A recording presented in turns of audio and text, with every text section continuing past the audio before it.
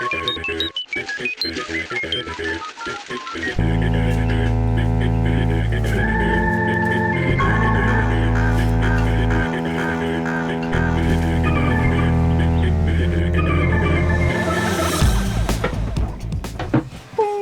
where are you going?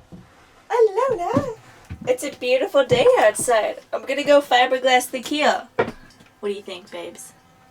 Oh, can I come outside too? Well, of course.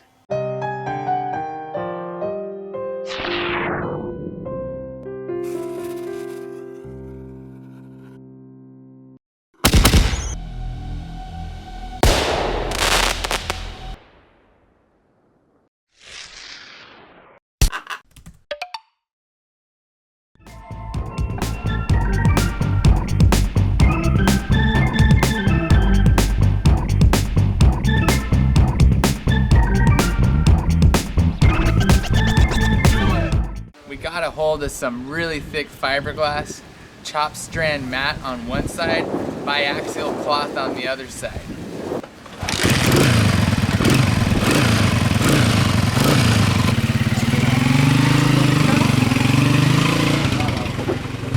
We know prep work is super important, so we made sure the keel was clean and dry and ready to go. Why are we putting fiberglass on our keel? It was damaged when we lifted it out of the water. The marina here has a trailer instead of a travel lift, and they supported the boat from back here instead of the lead portion of our keel to begin with.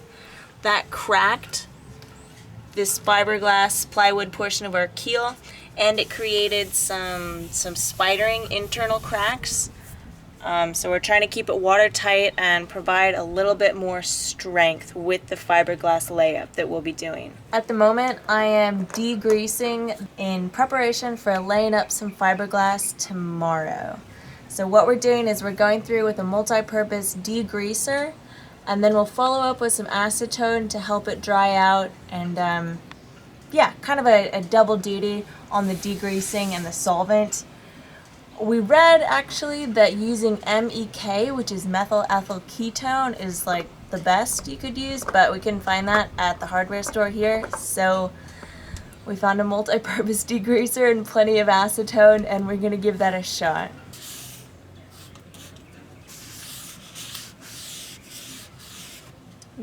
So coming off of that edge where we still had some paint, that's getting some stuff off. You wanna turn the cloth pretty frequently, so you're always having a pretty clean portion to wipe this stuff off with, and you're really getting the hull nice and clean, or the keel in this case. But it's not too bad. We've already rinsed it down with acetone once. So like I said, it's just those painted areas that I seem to be able to still get some stuff off of. Like here especially, it's not too bad anymore, actually. So maybe this degreaser is actually doing a good job. It's not supposed to be quite so rainy tomorrow, so fingers crossed, it's a good day for glassing.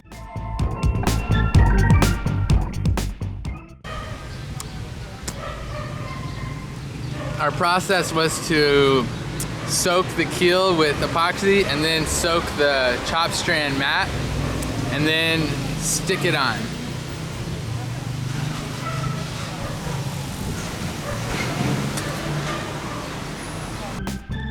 Here we are, applying epoxy to the keel before laying our final sheet of fiberglass on the starboard side.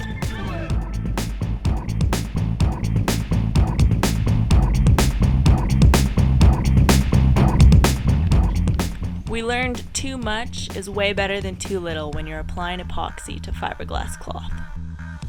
One of our best moves was cutting plastic sheeting to size. This helped keep our work area clean when we're applying epoxy to the fiberglass cloth, and really helped us stick it to the keel.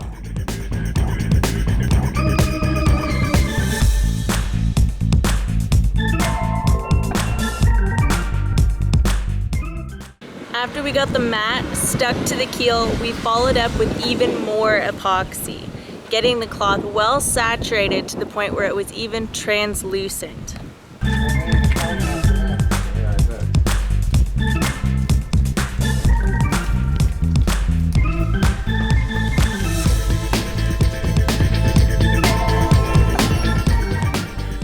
Once we had enough epoxy applied to the outer layer of cloth, we used a roller and a plastic scraper to get all of the air bubbles out.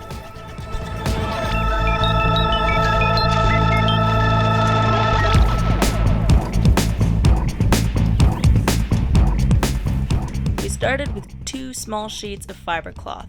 One we applied to the starboard side, the other we applied to the port side. These overlapped underneath the keel. Now the original plan was to follow up on both sides with big sheets that covered the rest of the keel. But we didn't have a great way of measuring epoxy. We had tiny cups and tiny measuring spoons, and we didn't think we could get enough poured in time. So we chopped up the port side sheet, and that ended up being a pretty big mess. But through the process, we worked out an efficient way to measure a greater amount of epoxy, and by the time it was ready to do the starboard side, we were ready, we went for it, and that ended up being the best sheet of all. So things that we didn't do so well was preparation. Halfway through the fiberglass job, we ran out of gloves, and so each of us had one glove, and then our paintbrushes were hard and crusty. So we did the last little section of the port side with one glove and hard, crusty paintbrushes.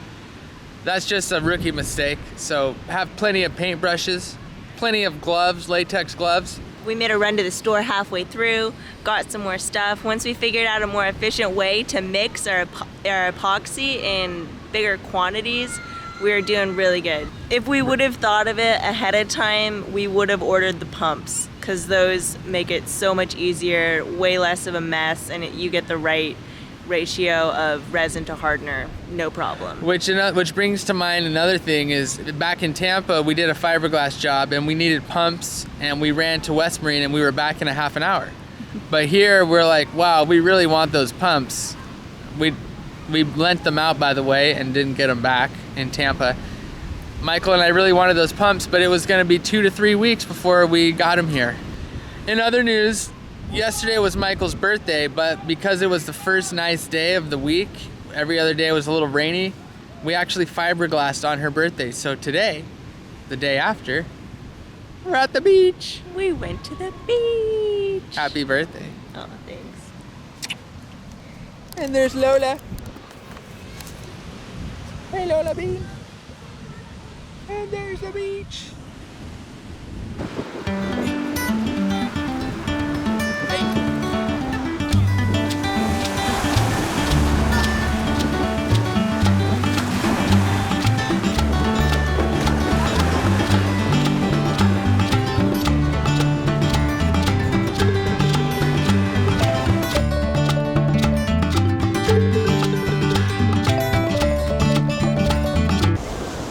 This beach is beautiful. This is only 5 minutes from our boat. Oh, what do we got here?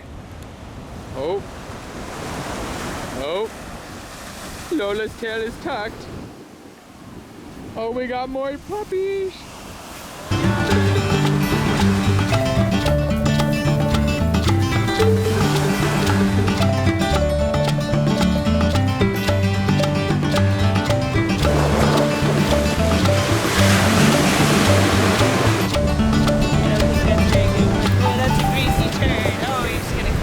Landmine.